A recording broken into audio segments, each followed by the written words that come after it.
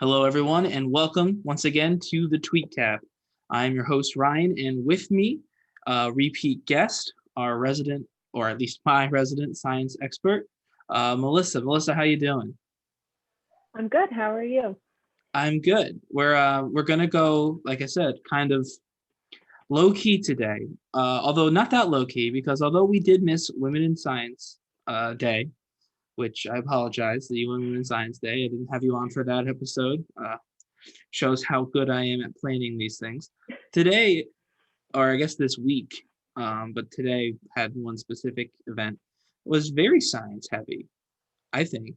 I would say the two, or not, I would say, factually, today, the top two trending topics were at least tangentially connected to scientific phenomena. One good, one bad, and of course the bad outweighed the good because this is the internet.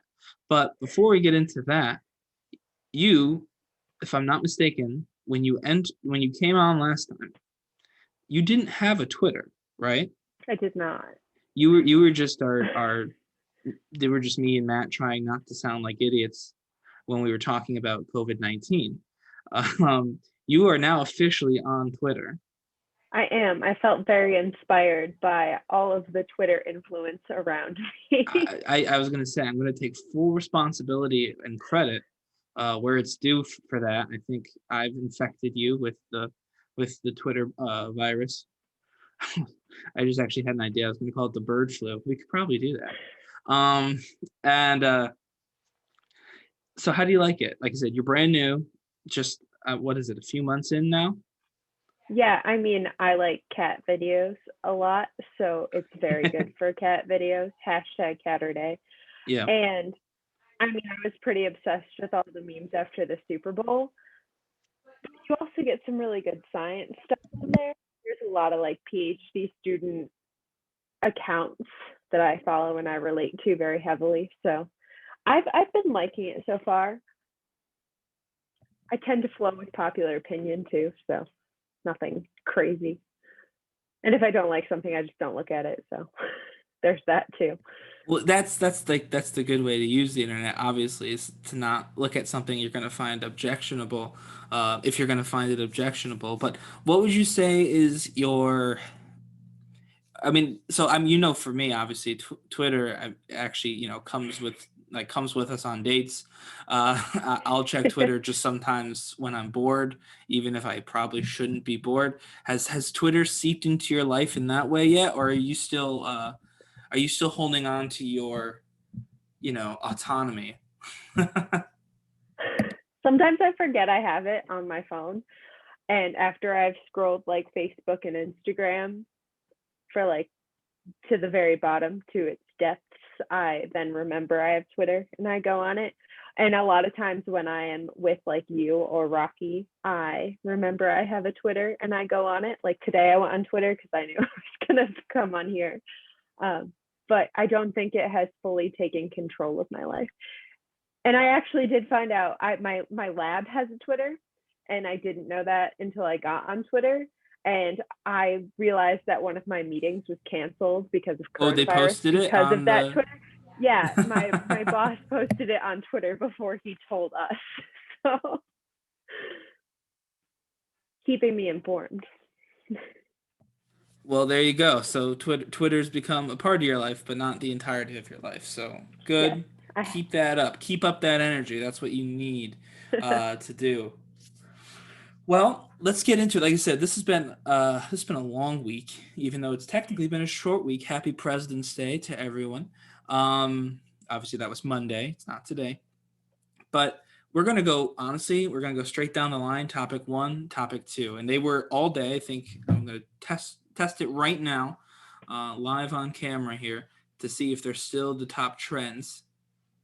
And well, of course, the internet's being. Here we go. They are no longer one and two. Unfortunately, which would have been really cool if they were. But Luka Doncic of the Dallas Mavericks is now trending number two. But that's okay. For most of the day, Texas and Ted Cruz were trending at number one simultaneously. And number two, which has been knocked off the list, and we'll get into that in a moment, was the NASA flight, or the NASA spacecraft landing on Mars successfully, without any piloting, without any drone controls or whatever, obviously. So they programmed the spacecraft to land itself. But I wanted to start in Texas. Obviously, everything that's happening there is just terrible. When you hear the stories, Texas was not even remotely prepared for a snowstorm, which in a way is reasonable, right? They don't get a lot of snow. They do, they will get snow on occasion. So, I mean, it's maybe they should have tried a little harder with the winterproofing of their entire, state infrastructure, but they weren't. They didn't. I feel like they get snow sometimes, but it's always like a dusting. I mean, in some places we're getting like inches of snow, which is just not something that someone from Texas is used to getting. Well, yeah, but actually, really, more of the issue was I was just looking at this. Most of the problems that they're having is not from like the actual storm itself. The storm itself was, I mean, it's not that bad. As much as we want to be like they're not prepared, and they're not. Roads are not getting plowed correctly. We saw, you showed me the one guy using a flat screen TV box to plow like their driveway. I assume it was the driveway. So they're obviously not, fully equipped to handle this, but it's the temperature shutting off the weather.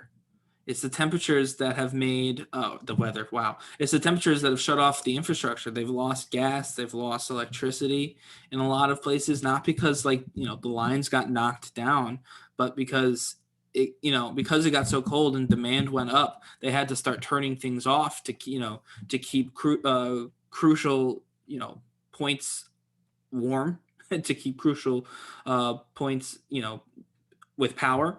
So that was most of the issue, it looks like. I mean, again, I'm speaking as someone who is not sitting in Texas. We got some snow here in New Jersey. This year, though, it's actually been the most snow we've had in New Jersey since we moved here. We moved here at the same time, obviously. So, got to take that into consideration a little bit, too, that the snow...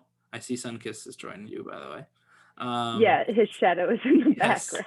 For those of you who don't know, we have a cat named Sunkist who has decided that he wanted to encroach on Melissa's screen and not on mine. So he enjoys being on my Zoom calls at all times. Yes, I'm sure he'll jump on at some point to one of our screens. But as I was saying, it's really a matter of, like I said, the temperatures have gotten so cold, things have started to freeze. Obviously, because there are people who have greater needs, you have to keep the shelters warm and the lights on there, which in turn means that the people who can't make it to those warm shelters, the warming stations, or I believe that's what they're being called, they are in the cold, and they're not going to get their power back, and they're not going to get their heat back right away, because they got to keep these larger spaces, warm and with the power on. So it's just, again, all in all, the grid was not prepared. And I guess since you're here and you are a scientist, I do have to ask, like, how do you you and I both know, and I think a lot of people at this point do know, that what we're seeing right now, I mean, the issues we're seeing in terms of 30 dead, I think it was the last number I saw, and I'm sure it's floating in that area if I'm a little off. That's because they weren't prepared for weather, obviously. But the reason they weren't prepared for weather is because it's Texas. It's really not supposed to get any weather. And the reason Texas got weather is, like, again, very clearly climate change.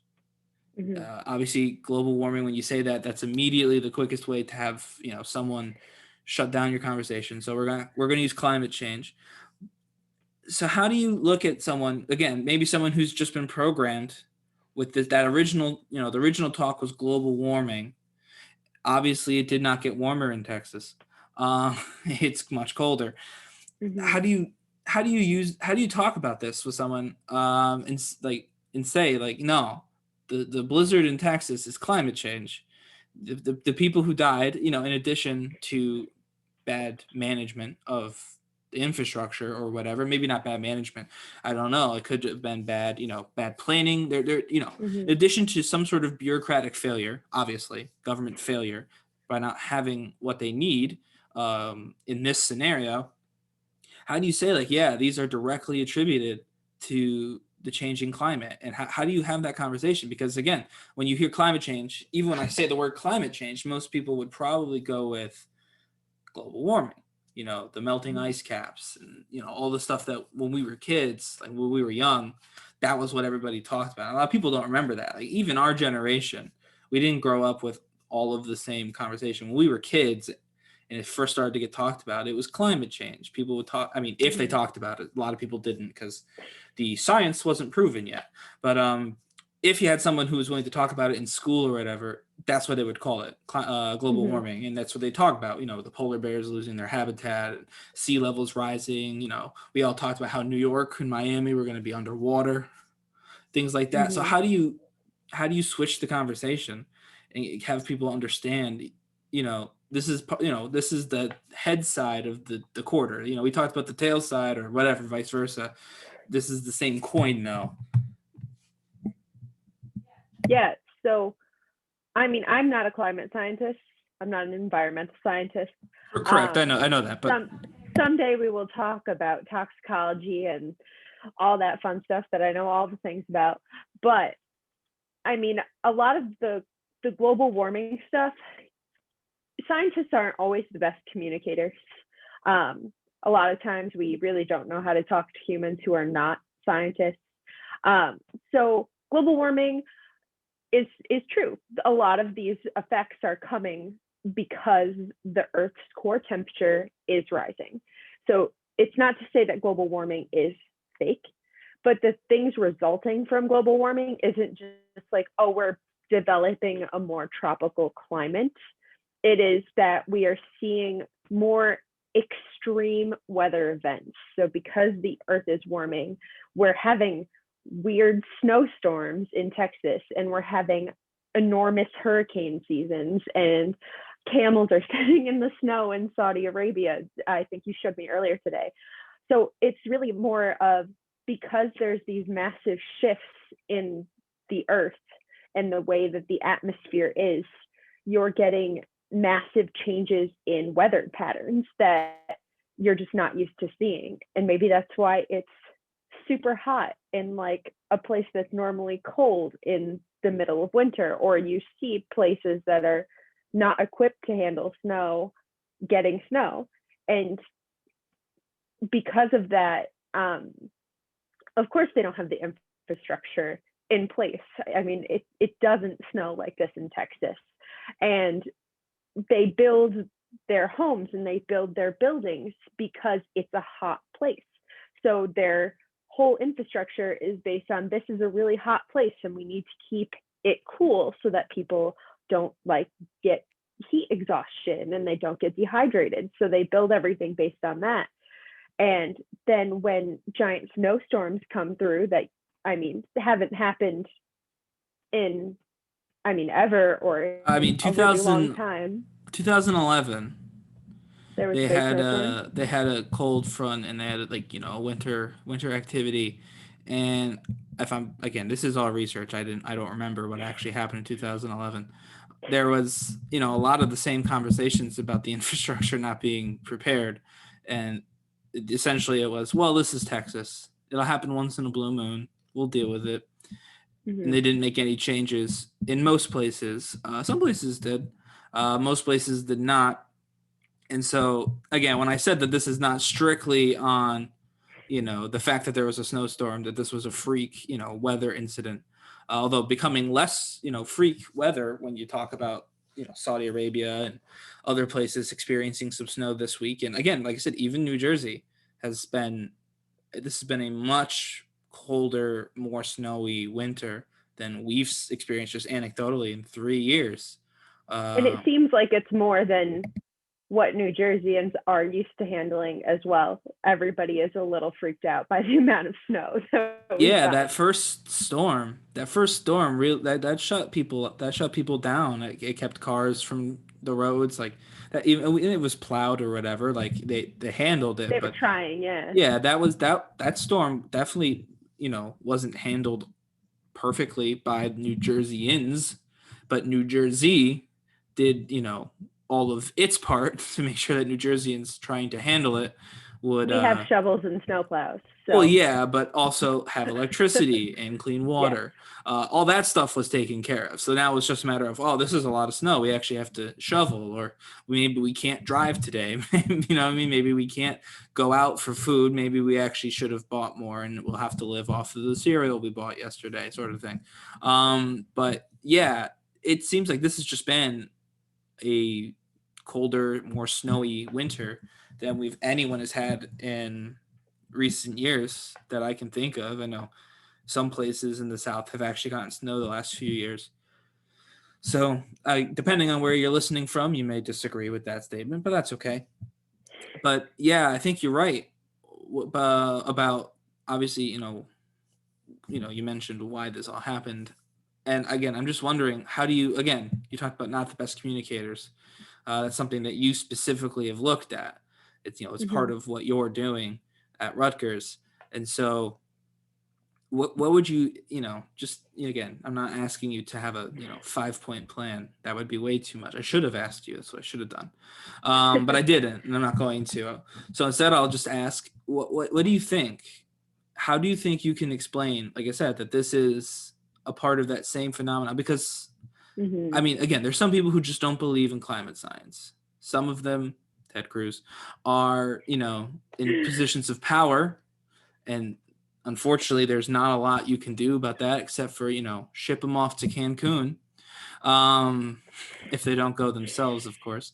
But for everyone else for everyone else who stays here in the United States and wants to have these conversations instead of running away to warmer weather, how do you Mhm. explain that, in addition to the warm, the cold is a part of this?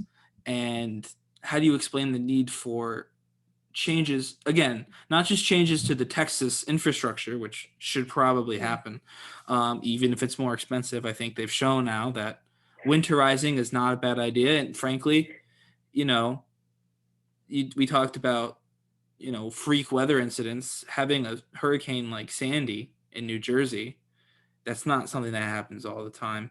Mhm. And it's probably going to get more common as more severe weather activity happens.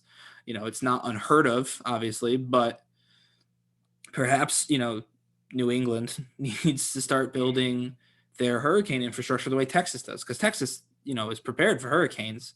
I mean, with some extent, you can't prepare for everything, but they build according to that particular reality. Same with Mhm. like Tornado Alley in the middle of the country. They build knowing that a tornado could rip through, and you have to keep people and property as safe as possible when that happens. So I'm not talking about that side though. Mhm. That's not your cup. That's different. That's like city planning and infrastructure, whatever. But how do you talk about the need for just systemically to say that if you want this to stop, or at the very least just slow down, so that way Texas gets snow, once in a while, not every year. Yeah. How do you get that message? What do you think is the most effective way to get that message to everybody? Or is there no effective way and you just gotta, when you have the opportunity, ram some changes and hope that they don't get shut down the next time, a group of cruises come back from Cancun? I mean, I personally think it's very, very hard because there are so many people who have ingrained in their mind that it's global warming. So if it's snowing in Texas, that's such a wonderful sign because it's not warm, it's cold. But it's just not true because we're still seeing sea levels rising and we're still seeing extreme weather. I mean, we've had some of the worst hurricane seasons we've seen in a while lately, and it's really affecting people who aren't ready for it. And a lot of the areas that are getting affected by these things, they're more impoverished areas. They're areas that can't just spend the money to put the infrastructure in place, and then that creates a whole nother dynamic with our social structure in our country. So it's just very hard to get people to believe it and then care enough about everyone around them to then spend the money to put infrastructure in place. And then you also have to care enough about everyone to maybe stop using as much single-use plastic, or to try harder to convert to things like green energy, using more like solar, and using more wind depending on where you are, using water power. And it's hard because all of that stuff costs money. We'd have to transition, and it's not cheap. But if New York City really is going to be underwater in 50 years or 100 years or however long it was we used to know in like first grade, I mean, it's worth it if you're going to be able to stop that from happening. And that's why I think rejoining the Paris Climate Accords is awesome, because we need to be a leader in this. Like, we are a developed country and we have technology that we can put into place, and we need to be an example for everyone. Even if people aren't doing it perfectly right now, a lot of people talk about China. China is not on the same level as we are in development wise. I mean, it seems like they are, but we are an example for China, and we got them to join that agreement. And I'm sure that if everybody does their part and they really care about each other, which can be hard for us, we can make these changes. It's just going to take a lot of work. Well, yeah, I mean, we're going to move on to the next part because you gave me a pretty good segue there. But I just wanted to quickly say that you're right. You mentioned, you didn't mention it as explicitly as I'm going to, which is okay. I mean, you talked about the impoverished areas. There's an equity problem when it comes to climate Yes. too. That, I mean, to be clear, Texas has the money to winterize every single part of Texas. It's their state. They have literally a duty to do that. But they won't. And the places that they won't do it are these impoverished areas, are areas that frankly have, more people of color. And that's been the business of, how we've, made decisions for quite some time. So to be clear, like I said, we have the money. We can fix some of these problems. As you pointed out, we're a developed nation, and we can do it. And the problem is we won't. And when we do try and fix it, we never do it equitably. So, I mean, that's all wrapped into the same issue. And again, I think once Texas, kind of warms up, and once, it's less about the actual emergency on the ground, we'll see the tweets, go from ire at Ted Cruz. And to be clear, at this point, most of Twitter is just mad at Ted Cruz. He left. For those of you who don't know, he did leave Texas in the middle of this storm.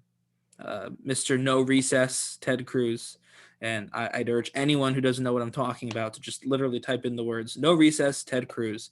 I'm sure there's some wonderful clips. I know the Daily Show tweeted one out, but there's more. Ted Cruz is, he's the antsy golfer. He doesn't like it when the leaders go for a golf trip. And while I don't know if he played any golf in his, evening in Cancun, he definitely wasn't doing any good to anybody in Texas. So moving on. For his daughters, of course. Right. Well, in fairness, I agree. You probably shouldn't let two young girls, especially that young, for whatever reason they wanted to travel to Mexico, shouldn't let them travel alone. When I was that age. But I'm going to go out on a limb and say that if flying on the airplane was too dangerous to do without, Dad, then just hanging out in Mexico alone is probably not necessarily an upgrade.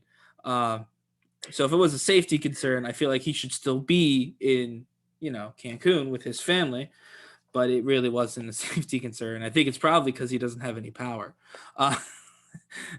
If I had to guess, and I don't know that. I've not been to Ted Cruz's house, but there are many protesters there. And if you know any, send him a little message. Say, hey, does he have power? Because I bet you he doesn't. But anyway, you mentioned the that we're a developed country with advanced technology, and that's science story number 2 today.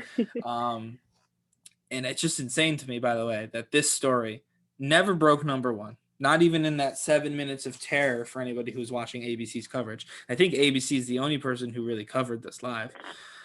It never overtook Ted Cruz as the number 1 trending topic. It never overtook Texas. And now it's down in the bottom somewhere. It's not even trending. It is still trending, but not like top in our area anyway. Now, who knows if Florida or wherever, I don't know.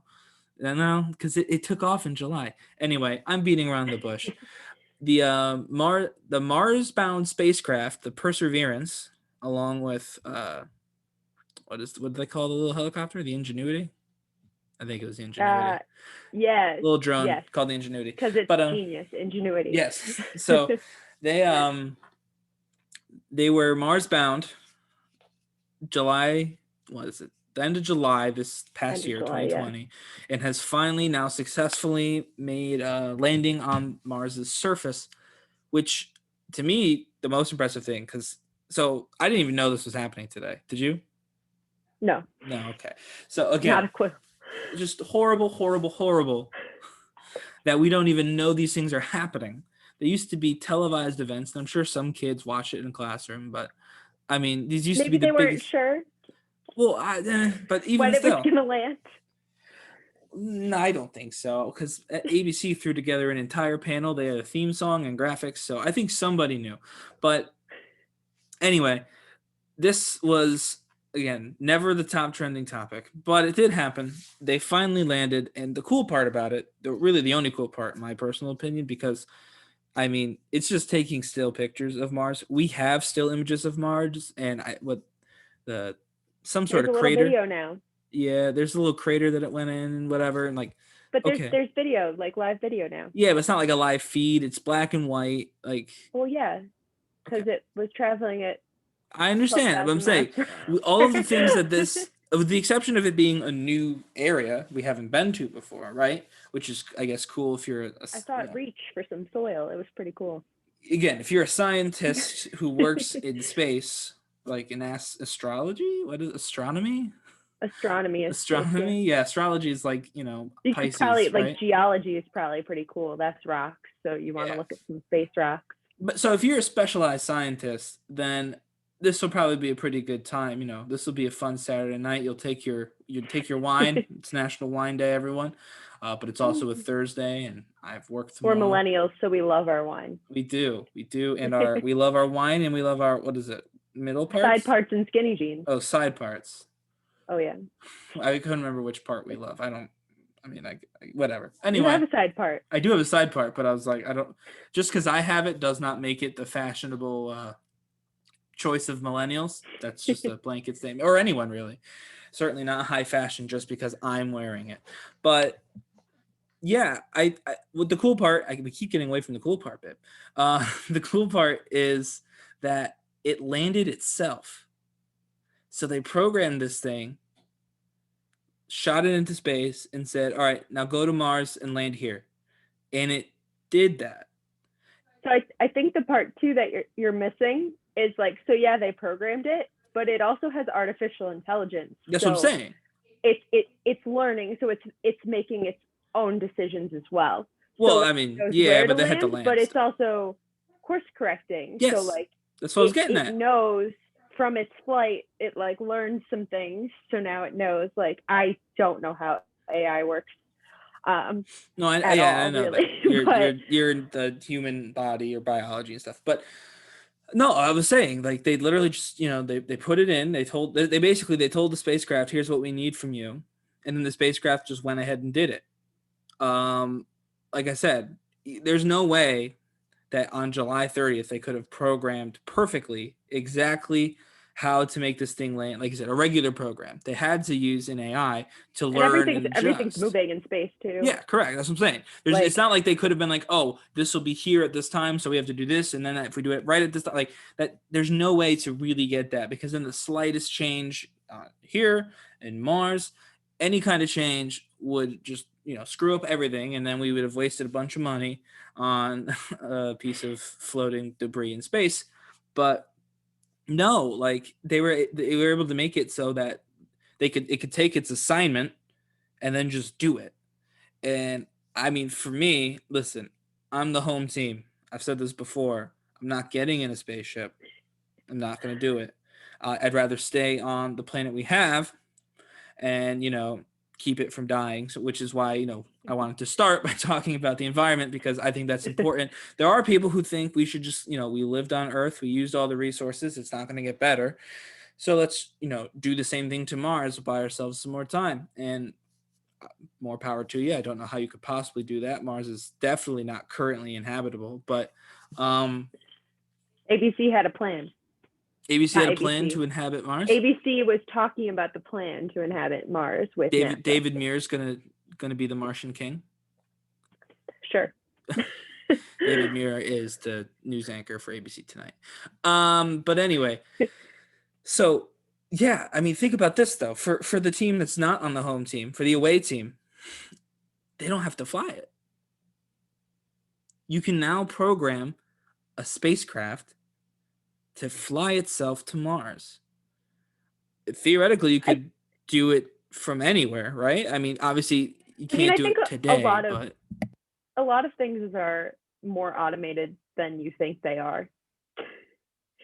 Like a lot of the planes, like no, I understand. You need the pilot you need a plane like... to pilot. Well, that's what I'm saying. You still need a pilot to fly a plane. They've never once told a plane to take off from Miami and land in San Francisco. But I don't think they would put like people. Well, they're not going to do it tomorrow. What if something went wrong with the program? You'd need someone on the spacecraft who like could troubleshoot if you needed to. No, nothing's because perfect.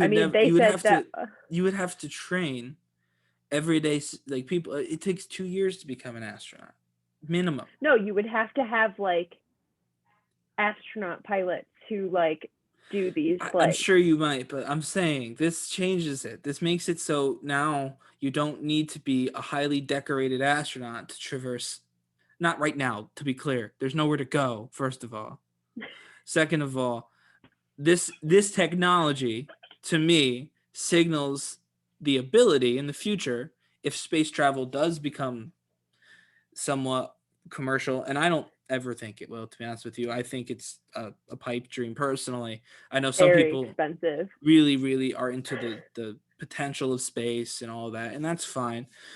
We just watched that Challenger documentary by Netflix, and to hear 1980s America talk about space is almost comical. None of it happened. Yeah. We weren't even close to the way people were talking, which is why it's We're even more live on the moon. Yeah, which is even more bizarre that I'm the one saying this, because I truthfully believe that. It was insane in the 80s when they said all the things they said about the future in space. It's still insane today, but I think today proved me a little bit wrong, because we can't go that fast. Well, obviously you can't tell. You can't take exactly what they did today and start using it on people tomorrow. I'm saying, but you'd still need a pilot. What if something went wrong with your AI programming? Then it would be a crash. So obviously you just can't have it get wrong. You have to get better at programming. But like they said, 50% of their flights don't. Yeah, that's as of today. But I'm saying now they have a successful landing, and it was completely AI driven. So we're getting now into the territory where in 50 years, with more research, they can maybe start looking at ways to send, people without, a decade of space training to space, because AI would be responsible for most of the operation, the operations. You would still probably have a lot of training, because the physicality, you can't just walk outside in Mars. That's what I mean. The physicality really, no oxygen of flying is going to be obviously a part of it, and then you have to learn how to survive with no oxygen. So I'm not saying, but I mean, again, so think about it now. You have to have a decade of training to be qualified to do a space mission. What was it saying? Again, this is all based off that Challenger documentary. Some of these people had flown multiple missions, again, so decades long careers as astronauts, they send you to space. And then you'd have to train even those people. You'd have to spend even more time training them how to live on Mars, not just walk on the moon and get the heck out, but to live on Mars for any kind of period of time, even if you only lived for like 3 days. Like, it's just totally different than the moon, than anything. Like, the moon is pretty straightforward. You can't live there, so you don't even try. You go, I you mean, put the you flag down, you pick up rocks. can't really live on Mars. No, I get that, but There's gravity on Mars, though. right. So that Nobody wants to just take a picture of a space rock on Mars. That's not why people are going to Mars. Otherwise, you'd be going to Venus and Mercury and wherever else too that had far. its surface. Mars and Venus should be the same distance from Earth. No, Mars is the closest one. Well, isn't it Venus, Earth, Mars? They're not equidistant, though. Yeah, but it can't be that far apart. Also, I'm pretty sure Venus is way too hot. Well, that's what I'm saying. We're not trying these other places because Mars is the closest to Earth. That's the point. That's what I'm saying. People like Mars because it's the closest to Earth. It reminds them of Earth. It looks, to look at Mars is not much. It's just a red Earth, but that's kind of the point. Yeah, but that's kind of the point. It's red Earth. Mars is just Earth if there was no grass. So it's like Sedona. Yeah. Mars is just Arizona. But that's why people want to go there, you know what I mean? So like they wouldn't want to send a mission. I mean, someday they would, but they wouldn't want ultimately the missions to be like, I mean, there's a reason we don't go to the moon anymore, and it's not just because it's super expensive. Like, there are parts of the moon we haven't discovered. We could still learn from the moon, but we're not going to learn anything that gives us, any sign of, being a habitat for people, because that we know enough about the moon to know that that's just not in the cards up there. But Mars, they saw the frozen water or whatever they found, and like there's stuff on Mars that's got people really kind of bugging out about the possibilities of Mars, and that's why people want to go there so bad. And so I feel like this is a big step for that. Obviously, you very clearly disagree, but I think this is a big step toward that ultimate goal. It's just far out. It's far out. No, it's not. We're not probably gonna. Again, we're not going anywhere. I've refused. But I mean, one of my favorite chorus songs when I was in 3rd grade was called "Is There Life on Mars?" That's my special superhuman power, is I can recite all the lyrics to my 3rd grade chorus songs. And you have had. So we've always been interested. You have had a chorus song for every event ever since I've known you. So kudos to the Argyle Central School chorus. You literally encompassed an entire lifetime's worth of events in a young childhood choir. So good on you. But anyway, we watched together. We watched it land. It was underwhelming. I'm not a space person. I do want to say, really cool to see women in science. Like, I mean, they kept showing us. Yes, they did. All these women who worked so hard on this, and that's not something that young girls are used to seeing. When a lot of young girls, when they think of a scientist, they think of a man in a white lab coat, and like to see these women cheering on their accomplishments was super cool and super empowering, especially having it just been International Women in Science Day. So I thought that was awesome to see those women seeing their hard work come to fruition on such a national scale and have it be recognized by the world is just really awesome. So congratulations to all of the scientists, but especially the women. No, for sure. Like, and again, that's why I said it hurt that we didn't have you last week. We have you this week. But by the way, everyone check out last week's episode about the Super Bowl and everything that happened last week on YouTube, Spotify, Stitcher, Apple, everywhere you find your podcasts. But I just did a little look while you were going through your Women in Science pitch, and it is still trending at number 5. So it's not quite as bad as I thought, because my initial thought when I heard this was like, literally a flight from Austin to Cancun is getting far more internet attention than a flight from Cape Canaveral to Mars. And it's also crazy because they did a ton of this work remotely. So like imagine Well, and these that's another people thing. had You're telling to. me I'm wrong, and they literally sent a I just think spacecraft you're to jumping the gun. Mars from like their living room. Someone, And I mean, launched a people space who mission from their kitchen table. I'm just saying, I don't know if we're as far off as you think we are. can like code and like do the things that you need to do to like program things are on a whole nother level for me. I have no idea, and it's like above me, and I wish I They're could do it. It's really they're cool. essentially wizards. In my Really, mind, they yeah. are. It's almost magic. It's strings I of think it's numbers that, magic. again, strings of numbers, and now we can see Mars. One of my friends is in graduate school, and that like she just switched from doing like my basic, like I guess not basic, but like like pipetting some water and like Well, the to be typical clear, I lab don't research think you that people think. go to graduate school to pipette water. I think it's something that you do while you're in graduate school. You're doing far more than that. Everyone is, But by the like way. you think of like traditional biology, but she went from like the very traditional science to like learning how to code and like molecular modeling and like all this crazy stuff. And I'm like, you're gonna be smarter than It'd all be of like us. downsize. Maybe that's the future. Maybe we're not supposed to go up. We're supposed to go down. That was the strangest movie I've ever seen in my life. It really was a strange movie. We just watched that movie, but I liked it. I thought it was good. Until It was like it was three three movies. Yeah. We just said the same thing at the same time. Yeah, it was really three movies, and I liked at least two of those movies. So Yeah, that's good.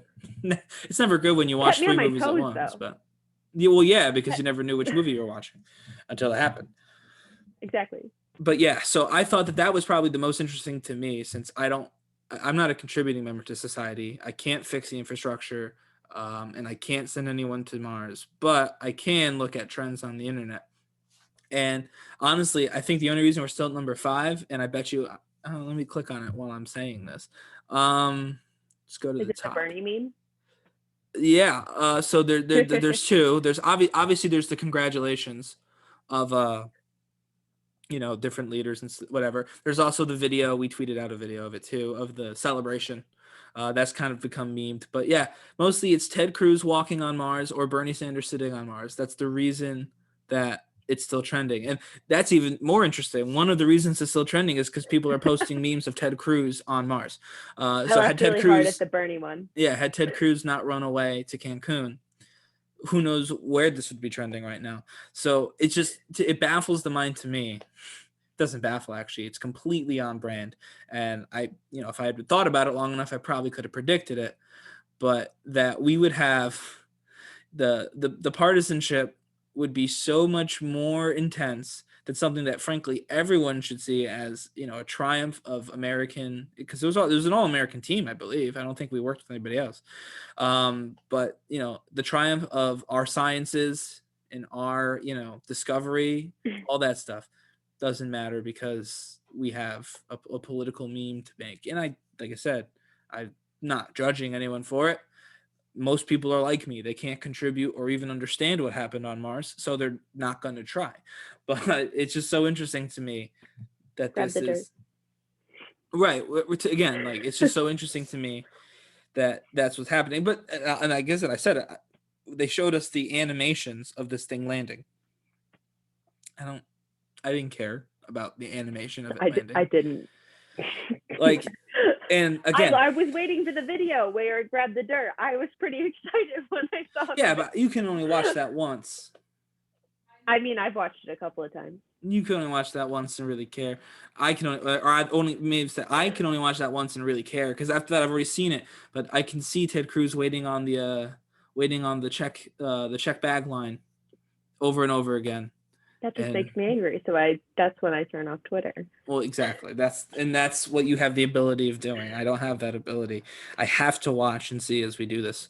Or I look at cats. So before we head out, and like I said, I think those are the two stories. And thank you again for sharing, especially on that first one about climate. And I wish we had better answers, but maybe someday. Should have had Darren. Yeah, maybe we were going to be live. For anyone who's wondering why we're not live, I ran into 4 or 5 problems with live streaming today, and I need to just take a look and see how that will be. I know I said that we're going to start live streaming these. Frankly, I would love to start live streaming these. To get people to listen at the same time. Like I said, there's a core group of people who always listen. Might be cool to have them actually contribute, which was the thought process, especially when we do these conversations. But it's just not in the cards for the time being. So for now, we're going to, we're still going to use the live footage like we've been using. So you'll have that live stream feel. We're not going to cut out the conversation or shorten it or do anything weird to it like we do for the actual, audio part. But we are going to have to keep it at the delay with the Zoom. My mom asked if she could watch it live. I know. We see, and that's not she even really wants to watch it live. That's not even one of the normal viewers. So, I mean, look at that. But in general, is there anything else you wanted to talk about? I know there's one more thing I wanted to talk. I guess I don't even want to talk about it, but today was such an eclectic day on Twitter because outside of those top 2, which stayed pretty consistent all day. I mean, you had big sports news. Carson Wentz is heading over to Indianapolis Colts. Dolly Parton is refusing to let them make a statue out of her until after she dies, which is crazy that she's even having like those kind of thoughts. Like, no, we'll wait till I'm dead. Also, she's posing for Playboy apparently at 75 years old. Good on her though. It's 75 though. I didn't think I realized. More power to her. Yeah. Body positivity. No, I'm not saying anything bad. I was just, That's awesome. I don't think I realized that. Yeah. Mortal Kombat just let out their new movie trailer. There's no Johnny Cage. So the main character of the Mortal Kombat series, or one of them, certainly not the only main character, and everybody else is in it. Another movie like before this. Oh, they've had some real gems when it comes to the silver screen. I think I've seen one, and they've never really made a good video game movie that I can think of. The Witcher, which is not a movie, and that's why it was good. Show. But The Witcher was good, but for the most part, whenever you try to take, a long video, because people don't play video games just through, I mean, some people do, but that's a special kind of, game. Joe Biden plays video games. No, I meant they don't play video games just, all the way through. You don't sit down with like a narrative game like God of War and say, I'm just going to beat this real quick, unless you're specifically trying to speed run it or whatever, like for a YouTube video or something, which is different. People who are just enjoying gaming, especially a narrative game, don't jump in and say, I'm just going to beat this tonight. They play until they get tired, and they stop, and then they jump back in and play the rest of it. Or, however many times, rinse, repeat. And so in a movie, it's really hard to capture that. How do you capture? Yeah. And again, it's not all that. Like I said, the Mario movie made no sense. There was no Mushroom Kingdom. Bowser was a person. And the Goombas were cockroaches instead of turtles. Like none of it, or instead of mushrooms, like none of it made any sense. So part of it's just bad writing. And I think it's because for a while, video game culture was not normal culture. So this, I think, has the benefit of being new enough where I would have to assume most of the writers have legitimately played many Mortal Kombat games, not the arcade only. They didn't play it for research. I bet you there's several people high up in the writing team and in the creative process that genuinely like to play this game, and they like to play through the story, and they know the characters, and this is the source material is something they like. And so, they created a brand new character to star in this movie. Like I said, Johnny Cage, who is the star of the games, sort of, not even really, but one of the main stars is out with a brand, and now there's a new, completely unrelated character that's just for the movie that's going to be the main kind of protagonist. So that's got some people worried, but again, I think that for the most part, this has the benefit of being probably well written. The issue it's going to have is, again, Mortal Kombat. People who play the Mortal Kombat games probably don't play it all in one playthrough. So to sit down once and watch the entirety of Mortal Kombat, I feel like most people would get tired and they want to take a break. And when that happens in a movie theater, you lose people's attention, and then they start looking at things that you're not supposed to be looking at, and then, they don't like the movie. So we'll see. I'm not sold that they can do a movie that's good for video games, but who knows? I mean, my favorite video games are like Mario Kart. When I was little, it was the Cars, the movie video game. So I mean, maybe I'd like it because I have no attachment to the game. I mean, yeah, that's probably part of it. You know, you can't be mad that there's no Johnny Cage as an example if you've never played as Johnny Cage in Mortal Kombat. But no, I think it's like I couldn't begin to tell you. All I know is that there's like some pretty graphic punchy moves, and yeah, there is. The punchy moves are graphic. And by the way, for anyone who does look up this trailer on Twitter, it is also pretty graphic. They which again, another positive sign in the direction of the people who made this game or made this movie have played this game. You can't pretend Mortal Kombat is not graphic. It's literally, it's been on, Nancy Grace and whatever for decades. Nancy Grace is a really old example. I don't know why I use Nancy Grace. But, it's been on, like these, news adjacent talk shows, about whether or not Mortal Kombat is making us angrier and Doom, whether they're making us angry. And it still happens every time there's, a horrific act of violence, particularly amongst young people. That's the first question is, So is the video game. Yeah, what video games have they played recently? This Grand Theft Auto on their iPhone sort of thing. But, well, it's not funny. I know. I'm just thinking of my little brother is tricking my mom into playing Grand Theft Auto at like the age of like 6. Like, Mom, it's just a car game. It's fine. At its essence, it is a car game. I mean, Grand Theft Auto is a car-related crime. It's even named specifically because of cars. Race cars. Well, if they said race cars, they were lying. But cars, not a lie. I would say, on the whole, that's a true statement. It is a car game. But, yeah, this was, again, an eclectic day, an eclectic week for trending. I'm trying to think of something, again, obviously this show, as everyone who's listened to the last, 17 episodes knows, there's a recency bias on this show. Wednesday and Thursday trends are far more likely to get talked about than Monday, Tuesday trends. About Taylor's version. That was Saturday, right? Or that was technically last week, Friday. It might have been last week. Because I think I tried to get you to talk about it last week. And now that I'm here, I can just say, listen to Taylor's version of all of her old songs to support her new music. It's not new music. It's kind of like Disney. I was telling Ryan earlier. Yeah. Disney just taking all of its old movies and making live actions to make all the money. And Taylor Swift has a better reason for doing it, but she is still going to make all of the money off of all of her old songs. But I think it's very mature. It has a mature vibe, but it still has the same nostalgic feel. Song? It's beautiful, and I love it. Nothing has changed. You saw me cry. Yeah, that's not that hard to do. Her voice is a little bit older. Yeah, well, she's. If you listen to them side by side, which you can best bet I did. She's significantly older, to be clear, but. Yes, Taylor Swift, that was over the weekend. So I'm trying to think of anything else that was super relevant. But no, I'm not going to keep trying. There's no reason to. I think that's pretty much a wrap. Like I said, welcome to Twitter officially, as Thanks. As your dealer, as your Twitter dealer. I would like to apologize if you become a Twitter fanatic like me, but welcome you to the community anyway. And that's it for everyone who's listening. Thank you. Obviously, join us on Twitter. Melissa's there. We're there at TweetCap. So you can find more information. You can see every time we post on YouTube and every time our podcast goes live.